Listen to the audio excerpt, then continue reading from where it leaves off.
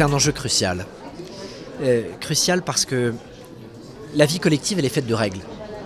S'il n'y a pas assez de règles, le risque, c'est que ce soit toujours les plus puissants qui écrasent les plus faibles. Mais s'il y a trop de règles, à la fin, ça redonne un avantage aux puissants parce qu'ils ont les moyens de les expertiser et de pouvoir faire en sorte d'entrer dans le détail.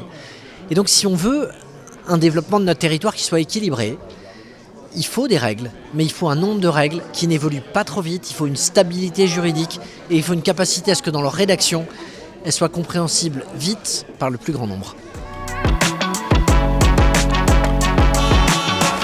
Il faut que concrètement, avant chaque texte, dans le suivi réglementaire, nous nous posions la question de la simplification, de la diminution du nombre de normes pour que nous retenions l'essentiel. Et la norme, elle vient par la loi. Il faut donc aussi que nous, les parlementaires, nous nous posions la question à chaque fois que nous votons, à chaque fois que nous présentons un amendement, que nous débattons sur un article, est-ce que nous allons, sur des dispositifs qui sont applicables de manière simple.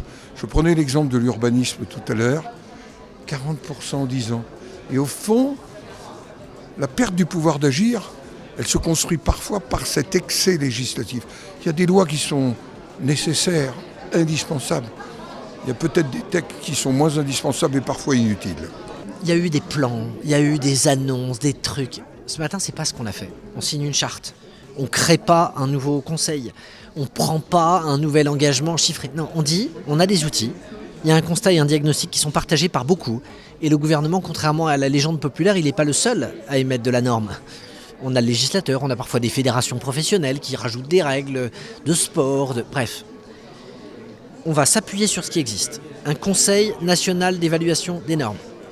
On va travailler avec les autres producteurs de normes de manière volontaire, et en particulier le Sénat et l'Assemblée. Et on va s'autodiscipliner dans nos pratiques en s'obligeant à des évaluations régulières de ce que nous faisons.